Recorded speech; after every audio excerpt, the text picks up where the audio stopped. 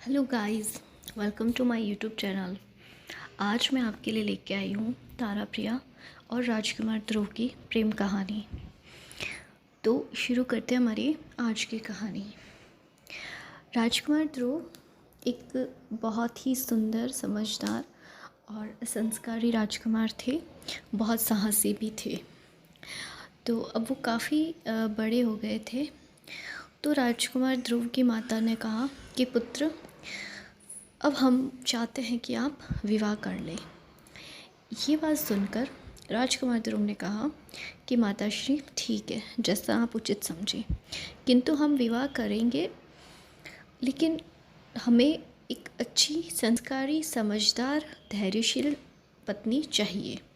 तब राजमाता कहती है कि पुत्र, आपके विवाह के लिए 3 राज्यों से 3 राजकुमारियों के रिश्ते आए हुए हैं। आपको जो उचित लगे, जो राजकुमारी आपको पसंद आए, उनसे आप विवाह के लिए हाँ कर दीजिए। तब राजकुमार ध्रुव ने सोचा कि ऐसे बिना देखे, बिना कुछ प्रश्न किए तो मैं विवाह नहीं कर सकता। और वो बोलते हैं कि माताश्री, राजकुमारियाँ 3 हैं, लेकिन विवाह तो एक से ही होगा। तो वो अपनी माता से कहते हैं, माताश्री, मैं तीनों राजकुमारियों से मिलकर 3 प्रश्न पूछूंगा। जो राजकुमारी तीनों प्रश्नों के जवाब सही देगी, मैं उसी से विवाह करूंगा। ये बात सुनकर राजकुमार की माता तीनों राजकुमारियों को अपने राज्य बुला लेती हैं।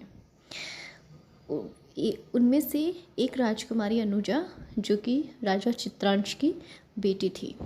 राजा चित्रांश को पता था कि राजकुमारी अनुजा अधिक समझदार नहीं है, तो वो जानते थे कि उन्हें अगर सुयोग्य वर मिल सकता है तो वो है राजकुमार ध्रुव।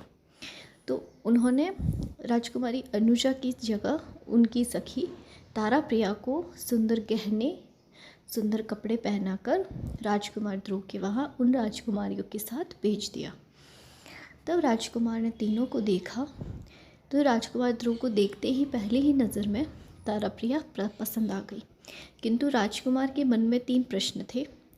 अब वो 3 प्रश्न जो सही जवाब देगी राजकुमारी, उन्हीं से विवाह करेंगे वो। तब राजकुमार प्रथम प्रश्न पूछते हैं कि ऐसी कौन सी चीज़ है जो हमारे मन को बहुत अधिक सुकून देती है और हमारे कानों को प्रिय लगती है। पहले राजकुमारी ने कहा, राजकुमार, कोयल की कूकू, उसकी वाणी बहुत मधुर होती है। दूसरी राजकुमारी ने कहा, राजकुमार, संगीत की ध्वनि जो हमारे कर्ण को बहुत पसंद होती है। जब तीसरी राजकुमारी का नंबर आया तो उन्होंने कहा, राजकुमार, आप तो बहुत सुंदर है, बहुत गुणवान है। मैंने बहुत जगह आपकी प्रशंसा सुनी है। आपके जैसा वीर, श्रेष्ठतम राजकुमार अन्य कहीं नहीं है। ये बात सुनकर राजकुमार बहुत खुश हुए और कहा कि धन्यवाद, लेकिन ये हमारे प्रश्न का उत्तर नहीं है। तब वो बोली, राजकुमार, जब हमने आपकी प्रशंसा में ये शब्द कहे, तब आपको आनंद की अनुभूति हुई, आपका मन प्रसन्न हुआ। तो मेरे आपके प्रश्न का जवाब यही है कि हमारे मुख से किसी के लिए प्रसन्नता के जो शब्द निकलते हैं, वो कर्ण को सबसे ज़्यादा प्रिय होते हैं। ये बात सुनकर राजकुमार ध्रुव बहुत खुश हुए। फिर राजकुमार ने दूसरा प्रश्न किया कि ऐसी कौन सी चीज़ है जो एक क्षण यहाँ और एक क्षण कहीं पर भी हो सकती है। पहली राजकुमारी के पास इसका जवाब नहीं था। दूसरी राजकुमारी ने कहा, राजकुमार, ईश्वर सब जगह होते हैं। तीसरी राजकुमारी तारा प्रिया, जो अनुजा बनकर आई थी, उसने कहा, राजकुमार, हमारा मन यहाँ होते हुए भी और भी कई स्थानों पर होता है। ये सुनकर राजकुमार अत्यधिक प्रसन्न हुए और कहा, सही जवाब। तीसरा प्रश्न आया कि ऐसी कौन सी चीज़ है जिसको करके बुद्धिमान से बुद्धिमान व्यक्ति को भी दुख होगा। पहली राजकुमारी के पास इसका जवाब नहीं था, दूसरी के पास भी जवाब नहीं था। तीसरी राजकुमारी की बारी आई तो उसने कहा, बस राजकुमार, आपके अंदर बिल्कुल भी पहचानने की क्षमता नहीं है। मैंने आपके 2 प्रश्नों के जवाब सही दिए, किंतु आपने उस वक्त भी मुझे नहीं पहचाना और अब आप तीसरे प्रश्न की अपेक्षा कर रहे हैं मुझसे।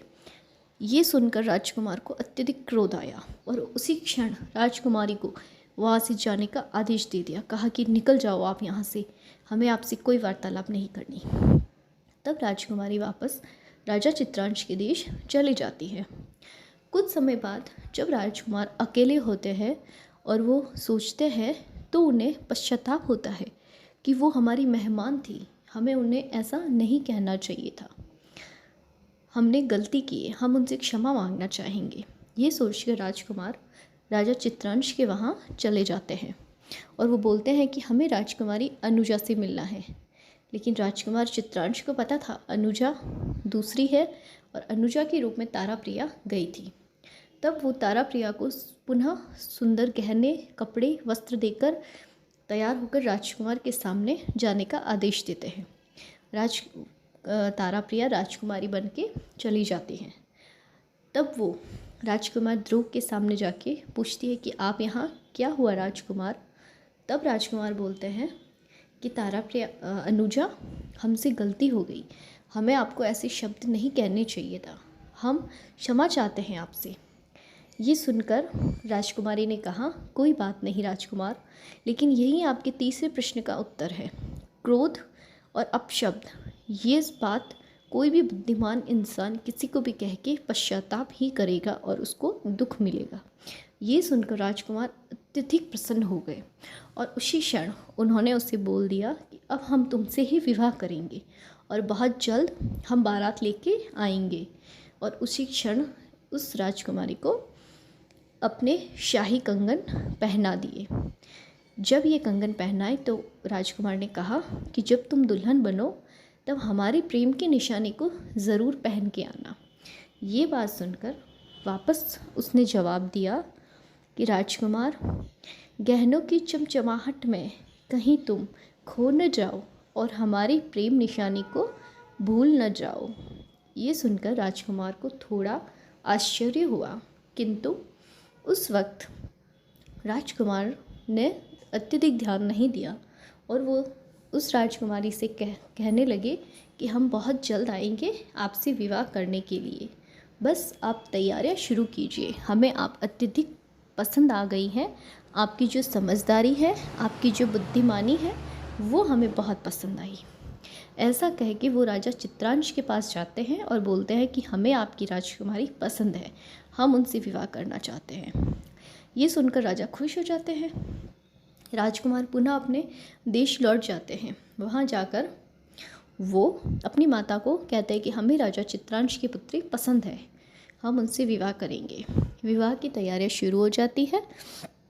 इधर तारा प्रिया वो कंगन पहन के रखती हैं और उन कंगन को देखकर राजकुमार ध्रुव को मन ही मन याद करती हैं। ऐसे करते शादी के दिन नज़दीक आते हैं। शादी के दिन राजकुमार बारात लेकर राजा चित्रांश के वहाँ जाते हैं और दोनों की शादी होने लगती है।